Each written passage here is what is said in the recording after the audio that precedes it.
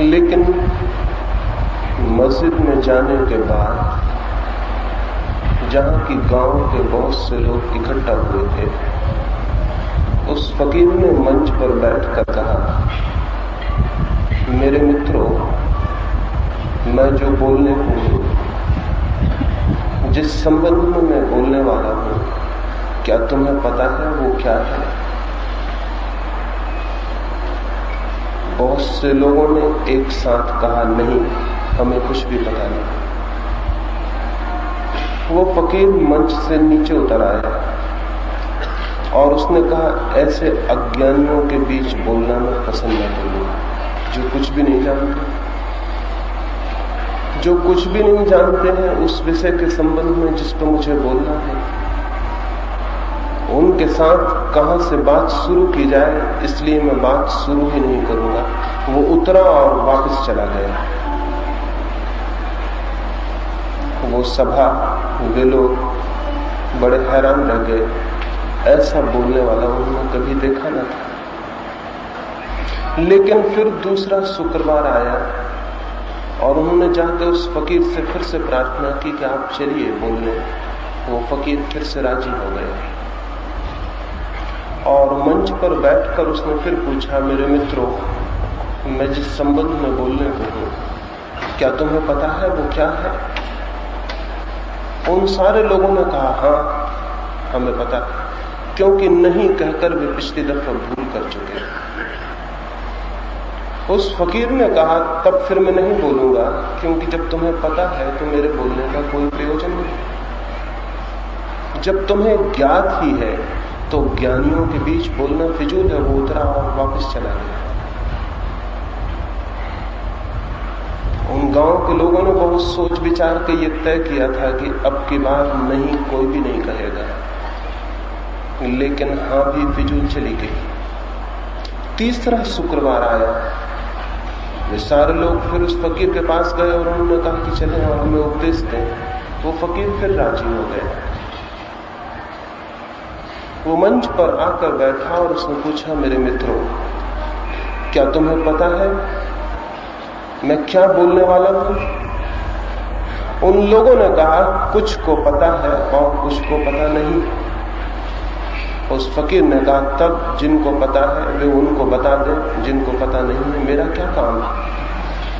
वो उतरा और वापस चला। चौथे शुक्रवार को उस गांव के लोगों ने हिम्मत नहीं की कि उस फकीर को फिर से आमंत्रण दें, क्योंकि उनके पास चौथा कोई उत्तर ही न था। 3 उत्तर थे और तीनों समाप्त हो गए थे और तीनों व्यर्थ हो गए थे। अगर आज मैं भी आपसे ये कहूं तो आपके पास चौथा उत्तर है? चौथा उत्तर क्या हो सकता है? और अगर चौथा उत्तर न हो तो एक रास्ता तो यह है कि उस फकीर के भांति मैं भी उतरूं और चला जाऊं और आपसे कहूं कि बोलने का कोई मतलब नहीं। और या फिर चौथा उत्तर मैं आपको बताऊं, मैं उस फकीर जैसा कठोर नहीं हूं, इसलिए नहीं जाऊंगा, उस संबंध में निश्चिंत रहे। और चौथा उत्तर क्या हो सकता है उस संबंध में आज आपसे मैं बात करूंगा। ये चौथा उत्तर न केवल जो मैं कहूंगा उसे समझने के लिए जरूरी है, बल्कि जीवन को, सत्य को जानने के लिए भी वही चौथा उत्तर जरूरी है। परमात्मा की खोज में भी वही चौथा उत्तर जरूरी है। आनंद की तलाश में भी वही चौथा उत्तर जरूरी है। काश उस मस्जिद के लोगों ने वो चौथा उत्तर दिया होता, लेकिन जमीन पर कोई ऐसी मस्जिद और मंदिर नहीं है जहां वो चौथा उत्तर मिल सके, इसलिए वहां भी नहीं मिला। वो चौथा उत्तर क्या है जो कि यदि दिया गया होता तो वो फकीर उस दिन वहां बोलता और लोगों से अपने हृदय की बातें कहता। क्या ये 3 ही उत्तर हो सकते थे? क्या ये नहीं हो सकता था कि वे सारे लोग कोई भी उत्तर न देते और चुप रह जाते, वो चौथा उत्तर होता। वे कोई भी उत्तर न देते और चुप रह जाते, वो चुप रह जाना चौथा उत्तर होता। और जो चुप रह जाने में समर्थ है, वो उस बात को भी समझ सकेगा जो कही जा रही है, और उस जीवन को भी समझ सकेगा जो हमारे चारों ओर मौजूद है। लेकिन हम में से चुप रहने में कोई भी समर्थ नहीं। हम बोलने में समर्थ हैं, लेकिन चुप रहने में समर्थ नहीं।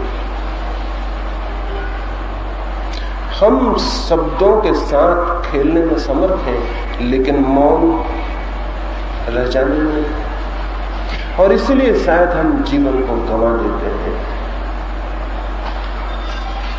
जो जीवन हमारे चारों तरफ मौजूद है,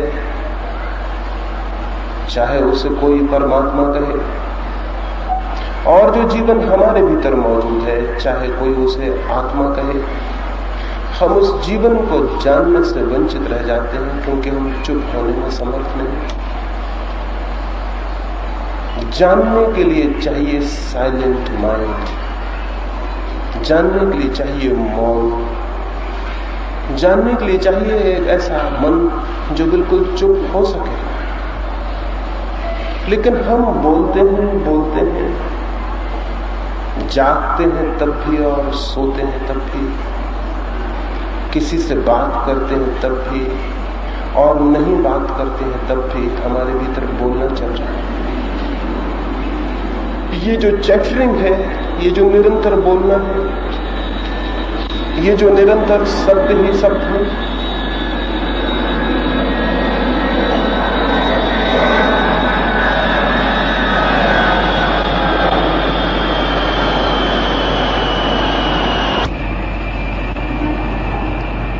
इन शब्दों और शब्दों में हमारा मन उस सामर्थ्य को खो देता है, उस शक्ति को खो देता है, उस शांति को खो देता है, उस दर्पण को खो देता है जिसमें कि जीवन को जाना और जिया जा सकता है।